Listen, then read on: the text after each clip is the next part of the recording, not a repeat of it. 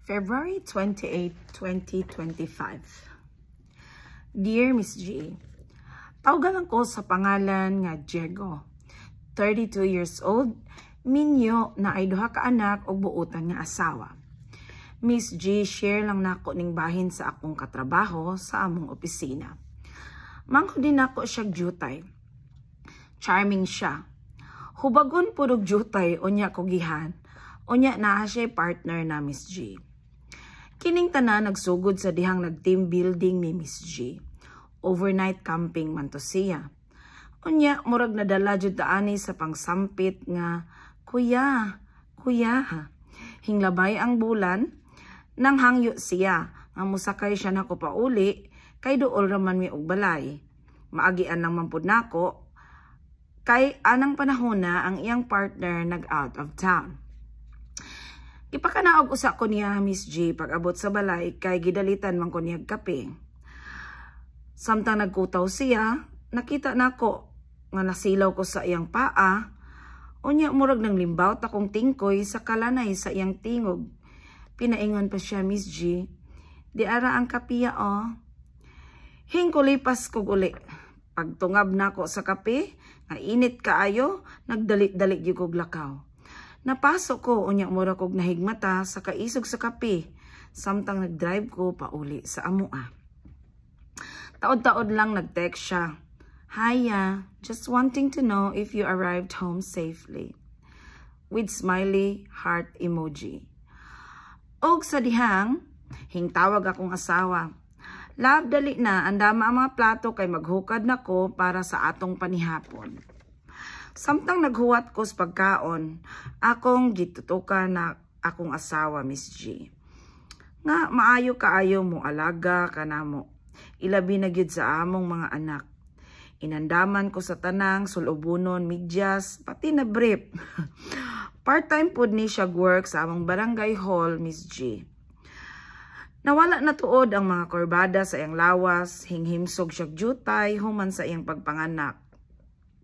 Wa na kaayo kapangarte, tungod, giuna miniya pag-atiman. Nakahinuklog ko, nga dili da ilalim ang iyang gi-give up alang sa among pamilya. Naulaw ko sa akong self, Miss G.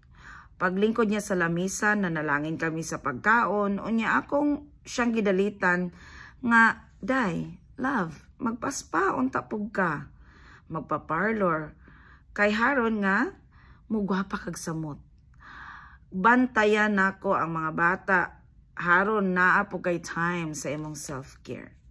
Hingpahiyom siya. Arang naman jud kagwapa. Wala na ko mo reply sa akong kauban. Wala na pud ako motubay. Tuod magkita man pud mi sa opisina.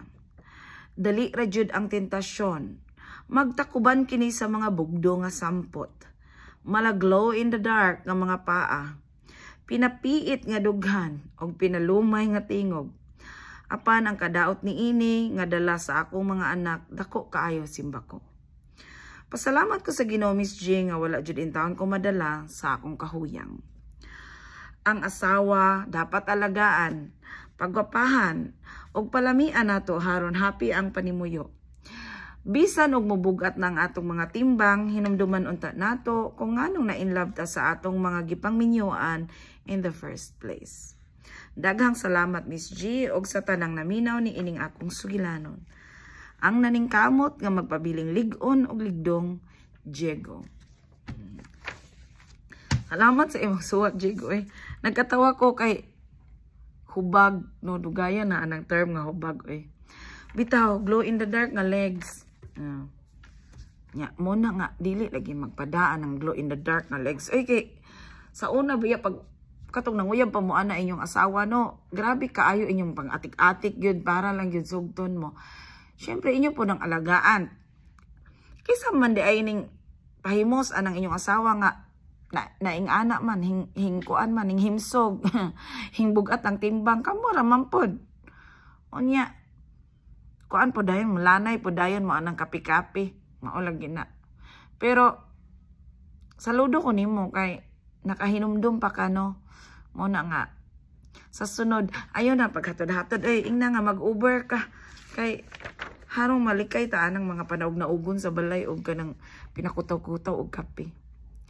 Daghang salamat sa atong mga tigpaminaw. Unya, mao na to ha, dili magpasilaw sa kuan, glow in the dark nga paa, ug sa pinapiit nga dunghan.